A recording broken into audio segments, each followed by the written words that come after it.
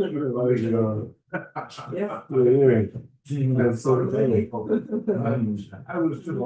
Welcome, folks. Chumash and Rashi, the Torah portion. More than ever, we have to live with the horrible news coming out from Sydney, Australia on Hanukkah. Painful. Shliach of the Rebbe, other Yidden. Let's learn and the honor those that What's his name? perished. Eliyahu, I don't know what more. But and all those that need a speedy recovery. Happened to be my son's very, very good friend. And it's also his brother-in-law's brother. On all sides. Amen.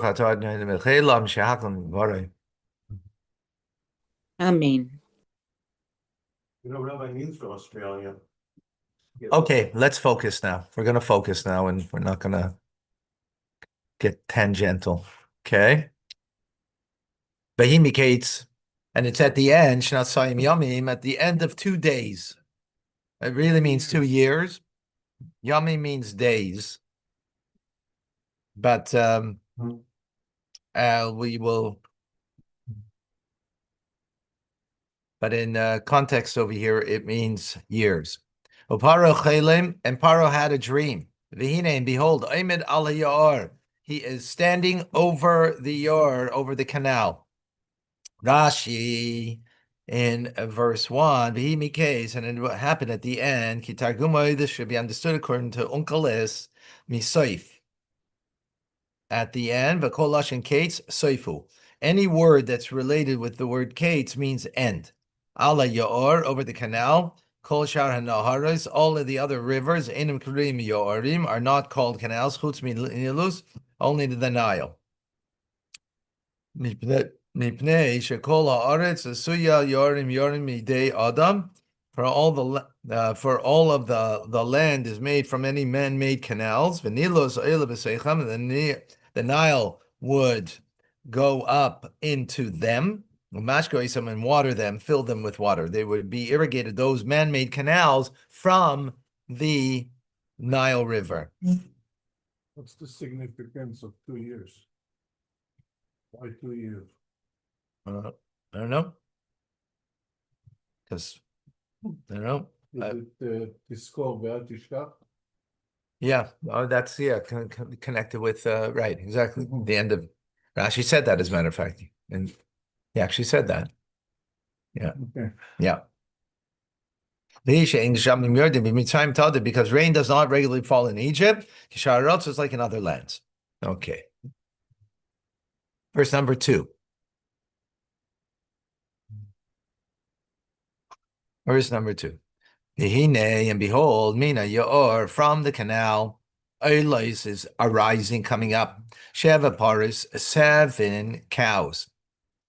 Yafai said, are beautiful, Mara, beautiful appearance. Obriyos, and healthy. Basar, of flesh. Betirena, Ba'ochu, and they were grazing in the swamp. They were grazing in the swamp. Yafis Mara, a beautiful appearance. Siminhu, it's a sign, Limei Seva, for the days of abundance. Sha'abrios, Niris Yafis Zulazu, that the when people appear nice to one another, she'ein ayim bria tzora bechaberta, when people are not miserly toward one another.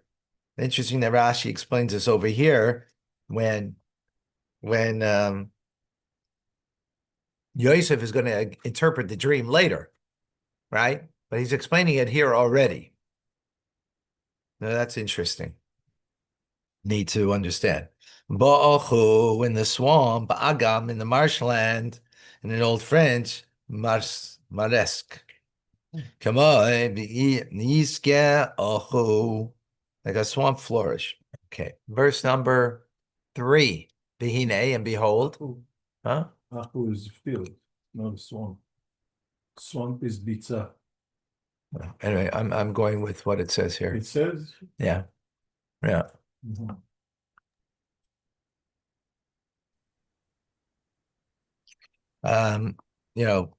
Modern day Hebrew may not be exact with what we're learning here. Could be. V'hinei, and behold, Sheva paras, we're in verse number 3. 7 cows, acheres, other cows. Eiles achereim, come up after them, yor, from the canal. Ro'ois mara, they are bad appearance, an ugly appearance. Dakis basar, they are thin of flesh, right? They are not hefty. V'tamoidna, and they stood, eitzel apares, next to the cows, al svasayor, on the edge, on the bank of the canal. Rashi number 3, dakis basar, they are in Old French, teniv, lashon dak, it means thin. They were thin. Okay. Verse number 4, v'toichalna, and they consumed, or they ate, haparis ro'os, the poor appearing cows, vidakis, and they're thin of basar, of flesh, right? They're gaunt. Es sheva paris yafis hamare, vabrios, and they consumed, right? The 7 cows that are beautiful appearance and are robust. The Yikatz Paro, and Paro woke up. Verse number 4 in Rashi, V'toichalna, Simin, it is a sign, She'tiyeh kol simchas haseiva, that all of the joy of abundance, nishkachas, would be forgotten, b'mei harab, in the days of famine. Now, they consumed, give me just 1 second, folks, sorry. Arena, my wife is taking care of everything that's going to happen for the party, but there's details that she doesn't know, and I'm just in middle class right now, so I can't continue. But whatever she needs to know, can you speak to her? Call her. No, just call her and just discuss. I'm just in class, okay? Just give her a call. Okay, thank you, bye.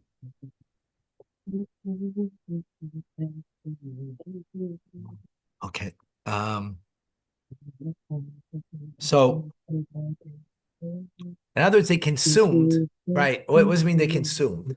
It wasn't like they took, usually I'm taking a sip, or you take a bite of your bagel, right? That's not called consuming. Consuming means you took it all in one. So that's what Rashi is coming to say. Since they consumed, they took it all in one, so to speak, in one bite, right? So Rashi is saying that comes to teach us that the days of plenty are going to be long forgotten when the famine comes. That's the message over here. Okay. Again, why Rashi explains this over here, we need to understand.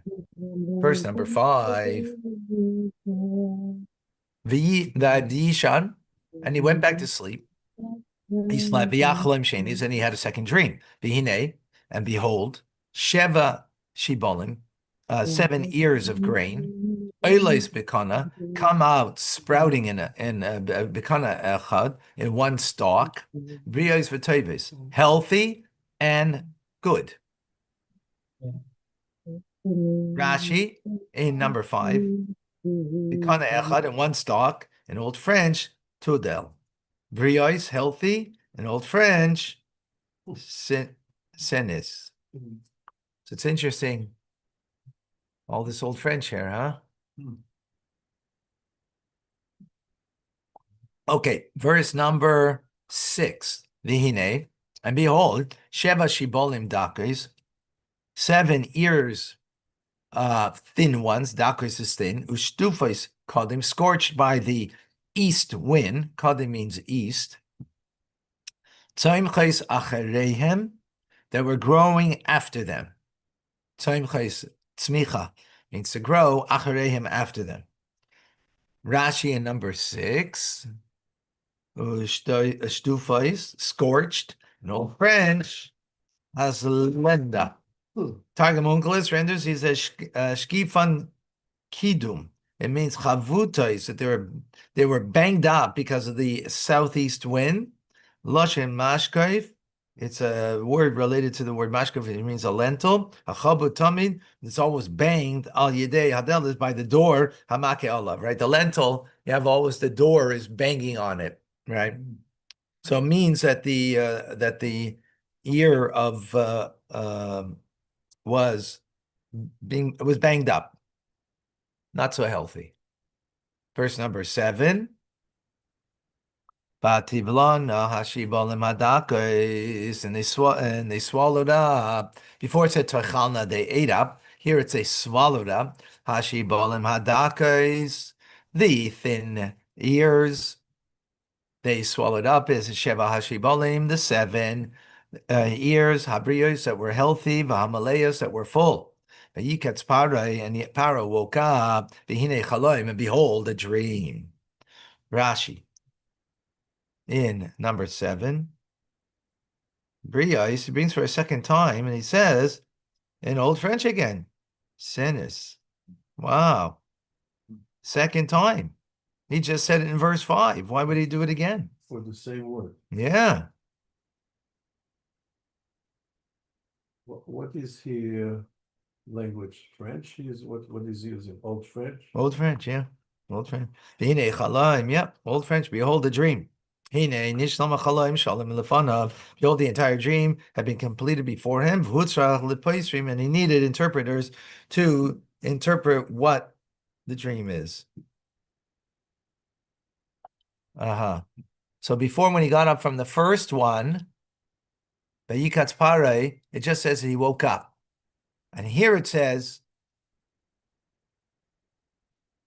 V'hinei chaloim. Like, here's the dream. Like, in other words, behold, here's the dream, meaning here's a dream that I need some interpretation of what it means, right? Because we know it's a dream. So what's it coming to say? That there needs to be an interpretation here.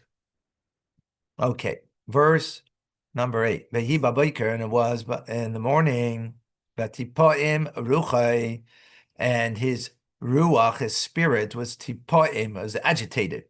V'yishlach, and he sent. V'yikra, and he called. El kol, to the all chartume, all of the magicians,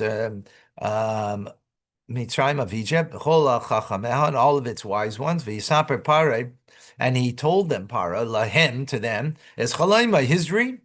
Ve'im paisa, sam lepara, and there is no interpreter for them to paroi. Let's see, Rashi picks up on some of the interesting words, the way it's phrased over here. Let's see, in verse number 8. Vatipoim ruche, his spirit was agitated. Onkelis translates it, mitarpa ruche, his spirit was stirred. Mikashkeshes v'seicha kipamoin, shaking about inside of him like a clapper bell. Vatispoim ruche, concerning Nebuchadnezzar, it says his spirit was agitated. Because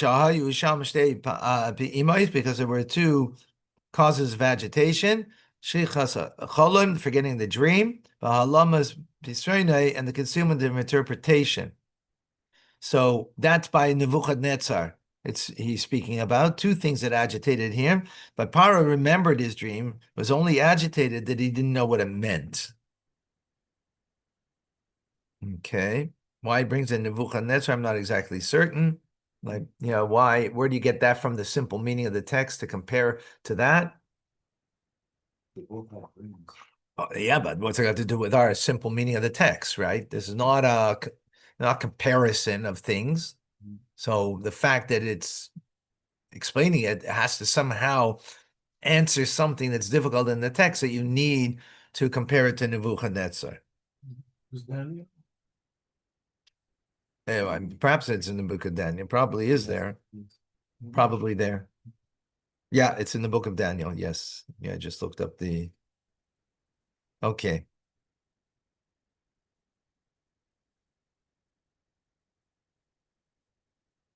Okay.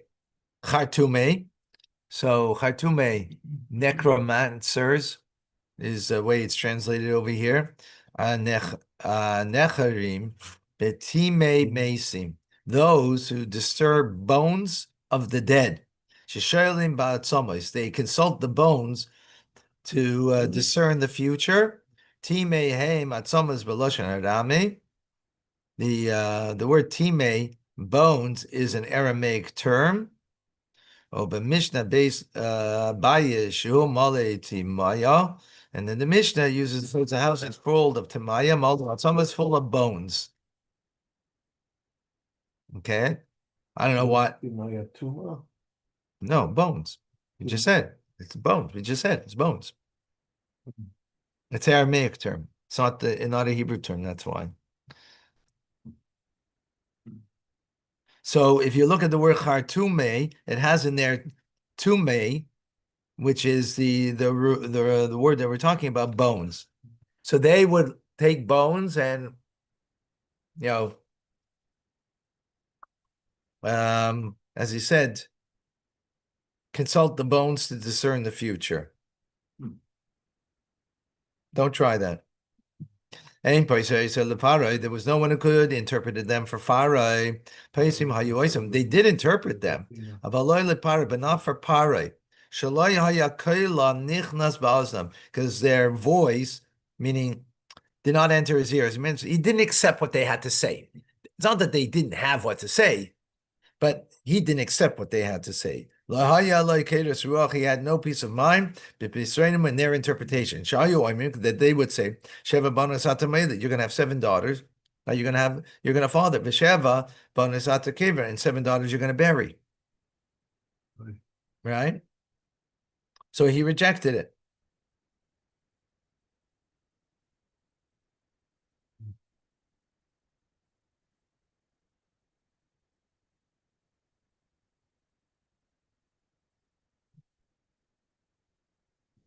Okay.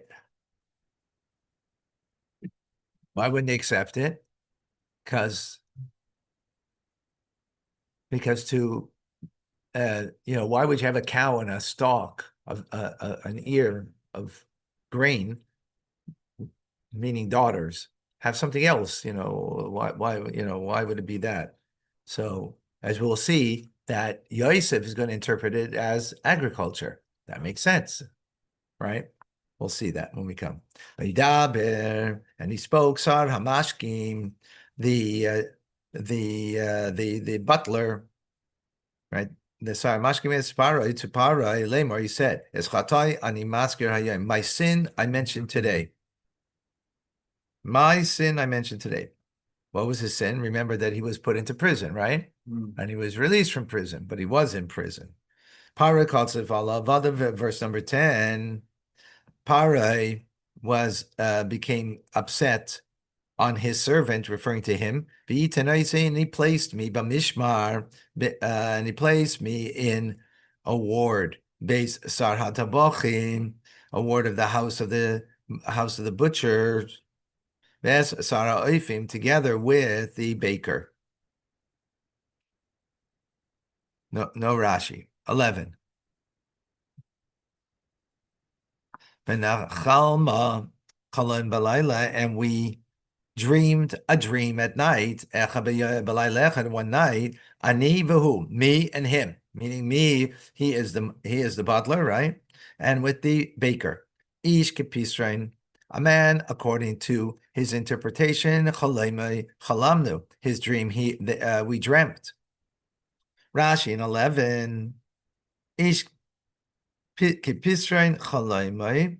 So each according to the interpretation of his dream. The chalaim haroi, a dream that was fit, lepisrain sheniftar lanu, an interpretation was interpreted for us, and it resembled the interpretation.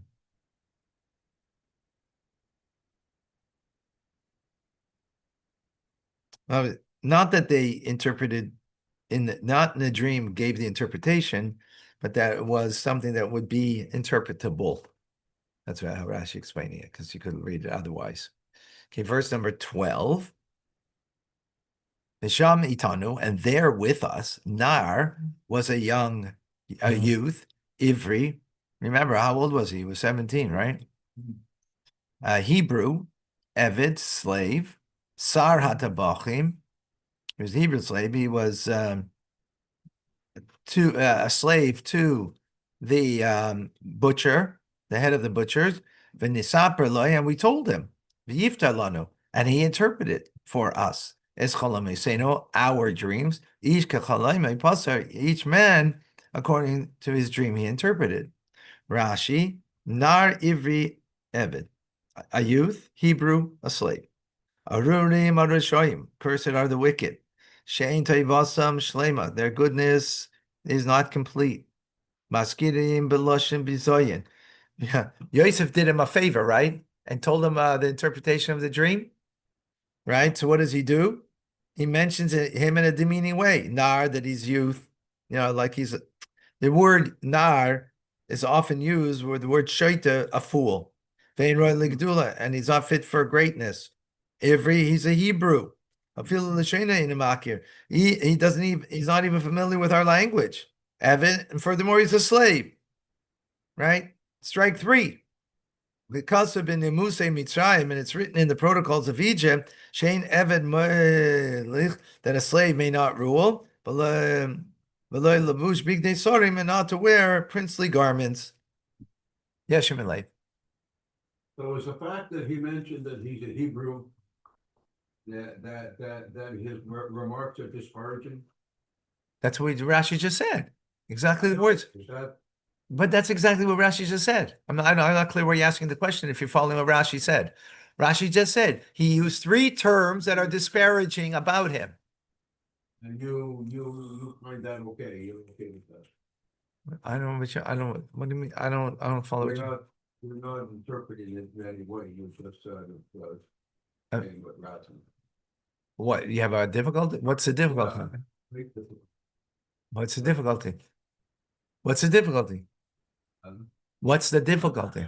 I just don't see why it's a negative thing that he says, so he's a Hebrew. So what? Maybe that's a good thing. I just don't agree that the interpretation is disparaging just because he said he's a Hebrew. I mean, he could have said that he's. We already know that he's an.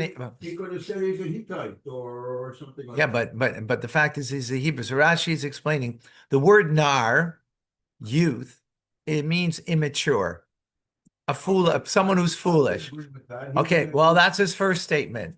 That once it. He was 17 when this happened. Well, he was not 17. No, it's 2 years later. It's 2 years. It's 2 years later. It's 2 years. It's 2 years later. It's 2 years later? 2. I thought he was in jail for 10 years. No, the parsha started Mikeitz Shnasaim Shana at the end of 2 years, right? That's how the parsha started, right? He's only in jail for 2 years? And therefore, he was with Potiphar for what? Well, let's, you know what, I want to stay, because we have to finish. I want to stay current. Well, all the other information will come as we learn, okay? Will come as we learn. And this is the way Rashi learns it. Why you would think differently?